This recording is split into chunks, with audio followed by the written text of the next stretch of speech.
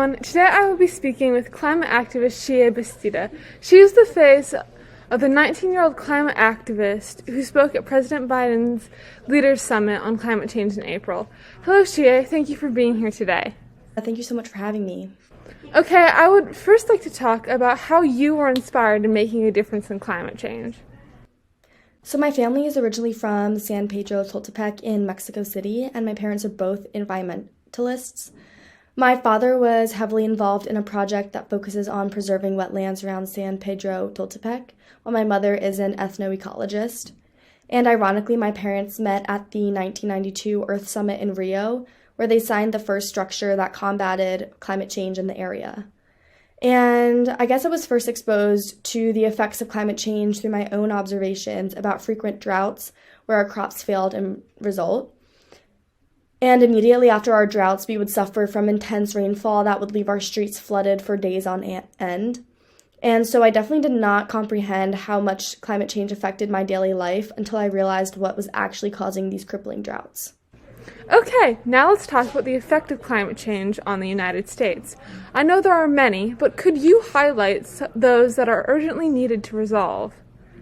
The most prevalent impact climate change is having on our country is increasing temperatures, and this heavily affects national parks because it leads to decay, wildfires, extinction of animals such as grizzly bears, and rising sea levels. So horrible. Okay, let's switch topics to the RCRA's main focus in relation to climate change. Yes, the RCRA stands for Resource Conservation and Recovery Act.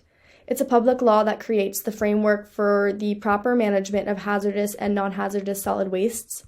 And this law gives the EPA the authority to develop RCRA programs. And their main focus is to transport, treat, store, and dispose of hazardous waste. Very interesting, but let's keep moving. Could you please talk about the Paris Agreement and the U.S.'s stance on it for those who are unaware?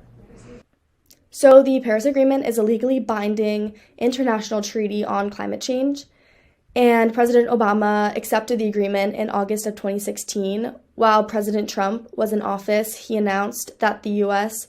would withdraw from the agreement in 2017, and this went into effect in 2020. However, fortunately, President Biden reaccepted the Paris Agreement in 2021. And the United States policy regarding the Paris Agreement is to work with other countries to limit global warming and avoid the potential catastrophic effects of climate change.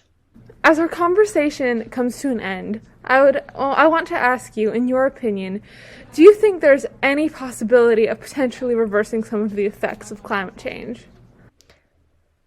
So the world will treat us as we treat it. Earth is our home and provides us with everything we need to live, and all it asks for us in return is to protect it.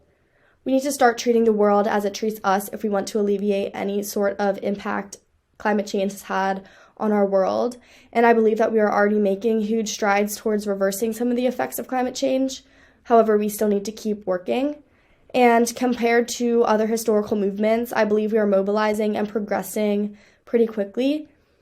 I also think that in order to get anything done, we must unite with the adults in our communities instead of pinning the youth against the adults by blaming adults for destroying our planet and future, because I believe that when we work together, we will get a lot done. And we also just need to keep challenging, learning, uniting, and advocating for a better future. Thank you for coming, Xiye. It was good to talk to you.